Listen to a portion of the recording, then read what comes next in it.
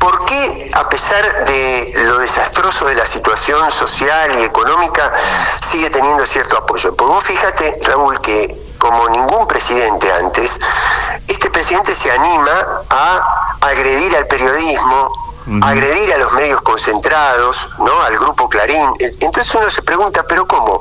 Frente a tantas agresiones, ¿por qué no lo desestabilizan? Como han hecho con Cristina, como han hecho con nosotros. Bueno, porque una cosa es la espuma de esa agresividad y otra cosa es que el proyecto financiero y económico les sirve a esos grupos, les es funcional a esos grupos. Entonces, ayudan a mantener el apoyo. Ahora, va a llegar un momento que la situación social no va a dar más, pero además, la situación macroeconómica tampoco va a dar más. Porque estos grupos saben perfectamente que el endeudamiento que está contrayendo la Argentina es impagable. Y cuando ya no dé más, cuando la burbuja estalle, se van a fugar del país, van a llevarse todo el dinero y va a haber nuevamente crisis. Entonces ahí es donde el proyecto va a terminar de hacer agua, porque por ahora hay gran angustia por abajo, pero cierta tranquilidad macroeconómica, que es la tranquilidad que precede a la crisis. Es que se están llenando los bolsillos y se están llevando la plata del país. Cuando ya no esté la plata, como fue en 2001, como fue con el macrismo, ahí estalla la burbuja. Y ahí es donde vamos a tener que ver si las fuerzas populares estamos a la altura de las circunstancias y nos logramos hacer cargo correctamente de la situación, y esta vez no volvemos a cometer los mismos errores que hemos cometido, como para allanar el camino para que llegue Milei, ¿no? Claro, muchos nos preguntamos, ¿no hay herramientas políticas para evitar ese estallido, para que la situación no sea tan grave, para que justamente venga otro gobierno? Y bueno, lo que pasa es que, y la verdad que otra de las cosas que tenemos que pensar profundamente es si esta democracia tal cual está nos da las herramientas que necesitamos, y evidentemente no las da. No es suficiente esta democracia. El pueblo no se siente representado. En las cámaras vos podés tener una mayoría elegida por unas listas, pero si después te sobornan un par de diputados, cambia la mayoría. Tenés una batalla cultural contra los trolls, contra el dinero que ponen en las redes sociales, los galpones que tienen para responder los mails, para generar odio, para fomentar la agresividad, que hay que repensar también las herramientas de la democracia, ¿no? Cuando vos decís, hay herramientas, y mirá, algunas hay, pero son insuficientes, son imperfectas.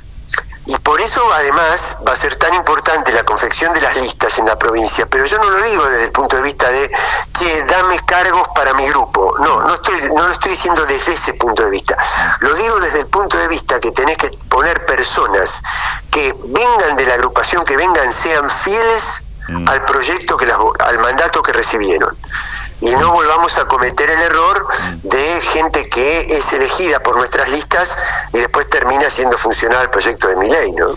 En este contexto, ¿qué significa que Cristina esté presa? No, mira, yo te digo honestamente, creo que ella tiene una condena de 6 años de prisión e inhabilitación de por vida. Yo creo que va a durar mucho menos, porque esto no puede durar 6 años. Porque cuando digo no puede durar 6 años, no me refiero al gobierno de Milei únicamente, me refiero al sistema institucional, a la corte. Este es un país donde no hay justicia, pero todo el mundo sabe que no hay justicia. El pobre que tiene que ir a un juzgado y padecer, el que le ejecutan un cheque porque no tiene cómo sostener la pyme, sabe perfectamente que no hay justicia, que la justicia es lenta, que la justicia no funciona, lo cual no quiere decir que no haya jueces que hacen todo lo posible para dignificar la profesión, desde luego.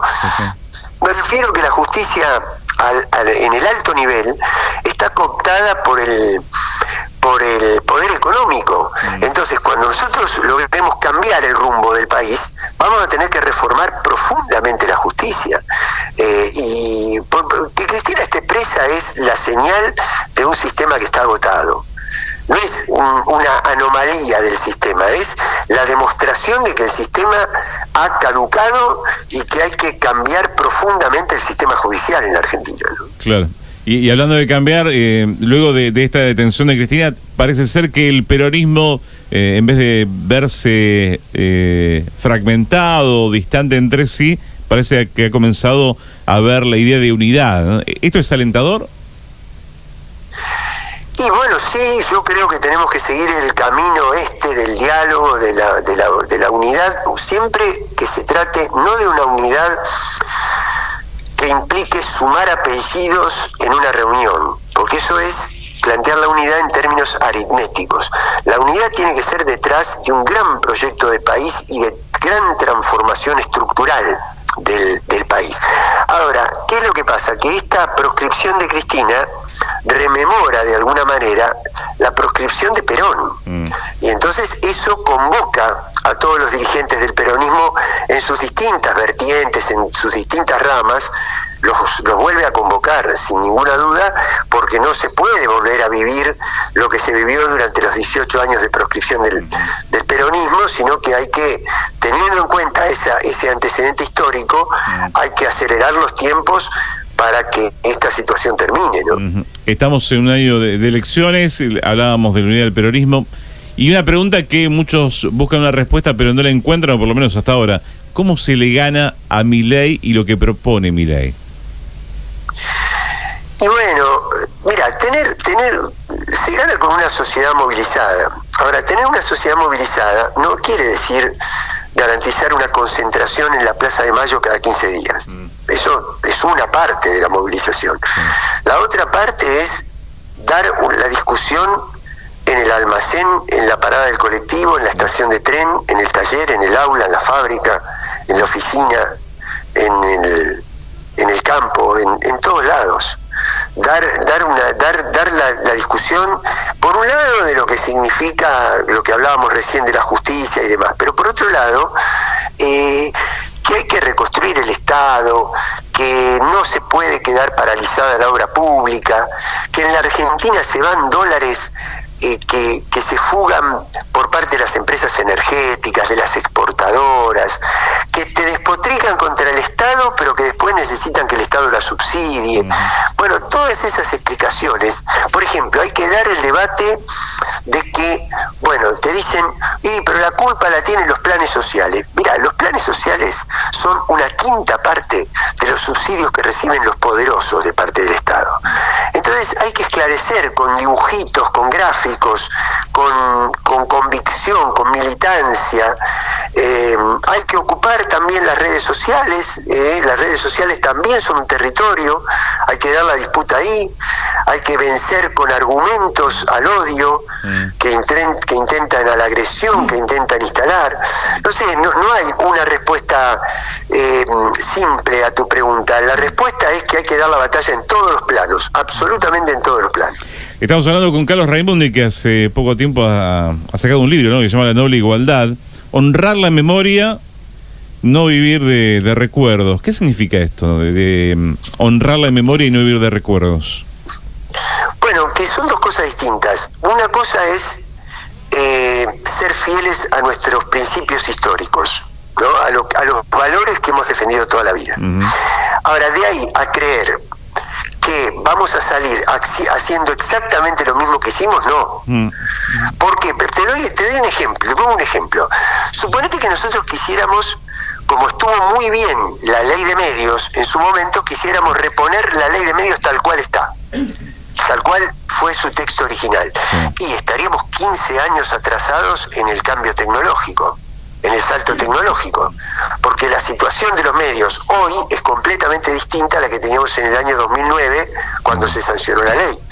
Entonces, nosotros tenemos que defender el principio de la democratización de la comunicación, de que hay que desmonopolizar a los medios hegemónicos, pero al mismo tiempo tenemos que adaptarlo a que hoy las personas se nutren mucho más de las plataformas digitales que de la televisión, por ejemplo, y más los jóvenes. Entonces, eso te puse un ejemplo, como te puedo poner tantos otros, ¿no? Respecto de no salirnos de ningún valor histórico de lo que hemos defendido toda la vida. Eso es honrar la memoria, pero no creer que repitiendo lo mismo que hicimos vamos a poder salir, porque el país ha cambiado, porque hay una estructura de economía informal, por ejemplo, que no existía hace 15 años o hace 10 años, y hoy existe, y hay que darle una respuesta distinta que a la economía formal y a los trabajadores formales. A eso se refiere ese subtítulo del libro. Sí, y está bien que se planteen esos términos, porque hay mucha gente que hoy vota que no vivió lo que pasó antes del 2015 en la Argentina, ¿no?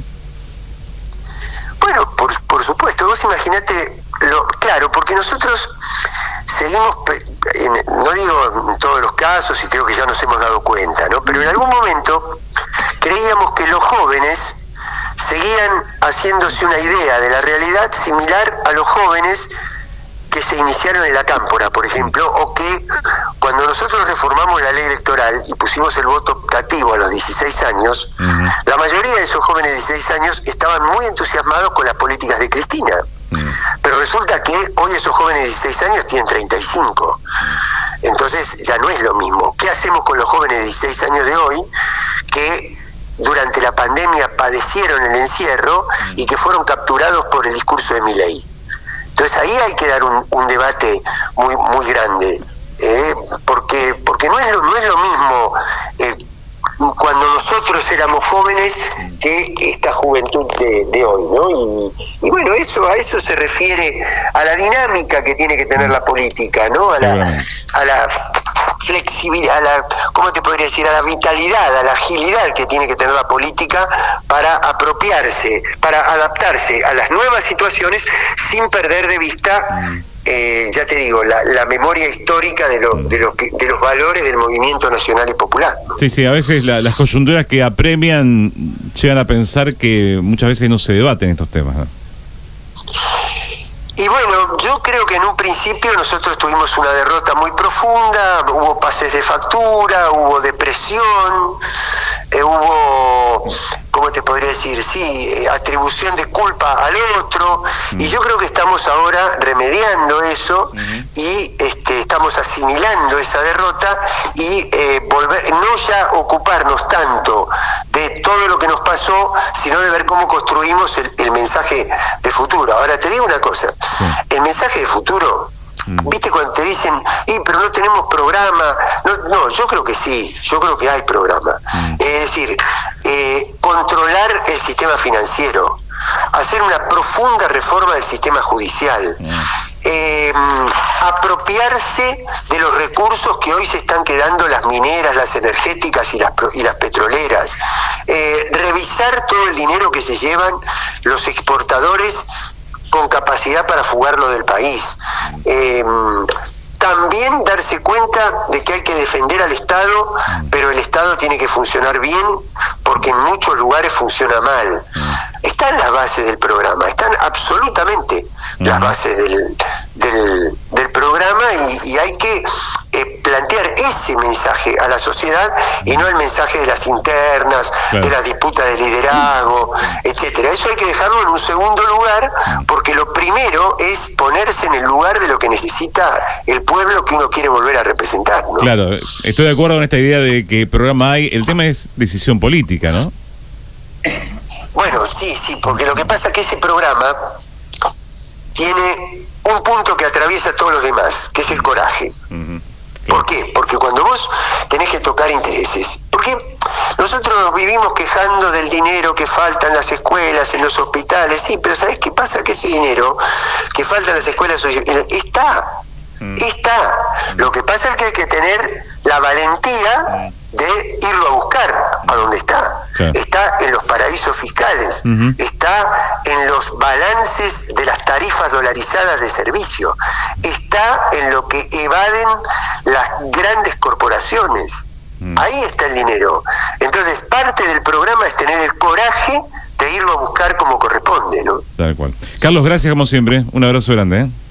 No, al contrario, gracias a vos, Raúl. Un abrazo. Un abrazo. Así pasa Carlos Raimundo.